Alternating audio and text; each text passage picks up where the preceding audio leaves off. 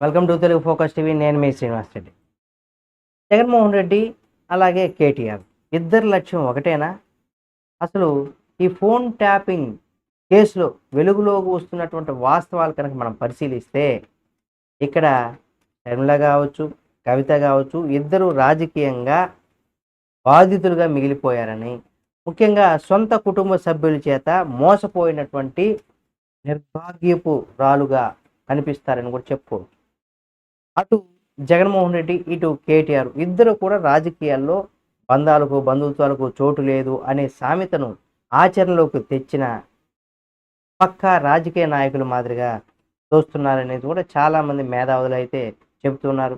అయితే ఇప్పటి వరకు కూడా ఒక లెక్క, ఇక నుంచి మరొక లెక్క అంటూ కూడా ఫోన్ ట్యాపింగ్ కేసు రెండు తెలుగు రాష్ట్ర రాజకీయాల్లో కూడా ఒక గేమ్ చేంజర్ కాబోతుంది. ఒక కేసు ఎన్నో రాజకీయ లెక్కలకు సమాధానం చెబుతుంది. అలాగే ఎన్నో రాజకీయ కుట్రలకు బయట తెస్తుంది. ఇన్నాళ్ళుగా తెరచాటు రాజకీయాలను నడిపినటువంటి రెండు పార్టీలు భాగోతాన్ని ఇప్పుడు ఇద్దరు వ్యక్తులు భాగమయ్యారన్న ఈ కేసు బయటకు తెస్తుంది. అయితే ఏపీలో జగన్మోహన్ రెడ్డి విషయానికి వస్తే తండ్రి పేరు అడ్డు పెట్టుకుని పార్టీ పెట్టి తల్లి చెల్లిని అడ్డు పెట్టి సానుభూతి సాధించి చివరికి అదే తల్లి పార్టీ గౌరవ అధ్యక్షుల పదవికి రాజీనామా చేయించారు. చెల్లికి పార్టీ నుంచి కాకుండా ఆంధ్రప్రదేశ్ నుంచి కూడా తరిమి కొట్టారని కూడా చెప్పుకోవచ్చు.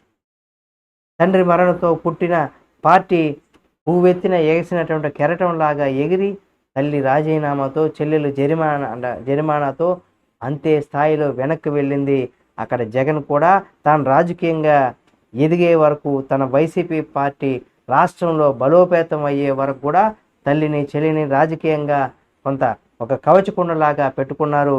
ఒకేసారి తనను ఆశించిన స్థాయి, తన పార్టీ ఊహించిన స్థాయిలో అధికారం దక్కగానే తల్లిని దూరం పెట్టారు, చెల్లిని కూడా పక్క రాష్ట్రానికి బదిలీ చేశారు.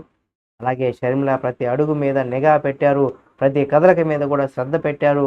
ఇక ఇప్పుడు కేటీఆర్ విషయానికి గనక వస్తే తండ్రి అధికారంలో ఉన్న 10 ఏళ్ల పార్టీ బాధ్యతలతో పాటుగా ప్రభుత్వానికి తాను కీలక పాత్ర పోషించానని, పార్టీలో నంబర్ 2 స్థానం వరకు కూడా ఎదిగారని.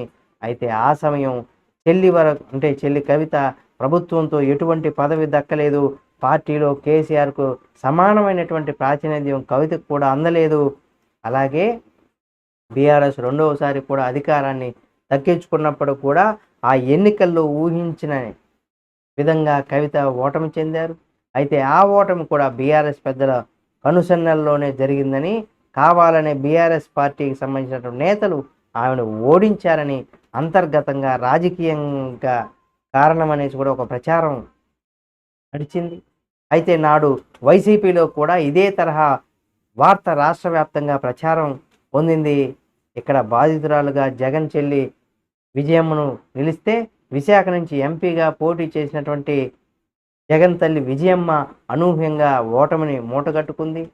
వైసీపీ వేవ్లో కూడా విజయమ్మ ఓడిపోవడం అందరికీ ఆశ్చర్యాన్ని కలిగించినప్పుడు కూడా ఆ ఓటమే అనుమానం వెనుక జగన్ ఉన్నారనేది కూడా రాజకీయ వర్గాల్లో కొంత విస్తృతంగా ప్రచారం జరిగింది. ఇక ఇప్పుడు వైసీపీ బీఆర్ఎస్ రెండు పార్టీలు ఓటమి మూట కట్టుకుని రాష్ట్ర రాజకీయాలకు తమ పట్టును నిలుపుకోవడానికి పోరాటం చేస్తున్నాయి.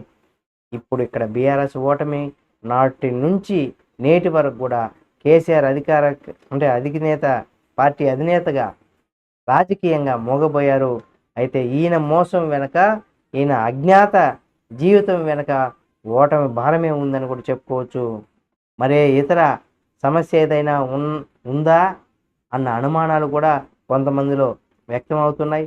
ఇప్పుడు తెలంగాణలో జరుగుతున్నటువంటి రాజకీయ పరిణామాలు కనుక మనం గమనిస్తే, వారు గతంలో ఏపీలో నడిచినటువంటి వైసీపీ నాయకులను సరిపోలుస్తున్నారు. నాడు జగన్ తల్లిని పార్టీకి దూరం జరిపారు, నేడు కేటీఆర్ తండ్రిని బీఆర్ఎస్కు దూరం చేస్తున్నారు. పార్టీ పైన పూర్తి ఆధిపత్యం సాధించడానికి, తాను ఒక పార్టీ అధినేతగా నిరూపించుకోవడానికి ఈ ఓటమి సంక్షోభాన్ని కేటీఆర్ అడ్డు పెట్టుకుంటున్నారా? అందుకు అండగా గలం వినిపించే సొంత వారిని రాజకీయంగా అడ్డు తొలగిస్తున్నారా? నాడు వైసీపీలో షర్మిల జరిగినటువంటి పరిణామాలు నేడు బీఆర్ఎస్లో కవిత గారు ఎదుర్కొంటున్నారు.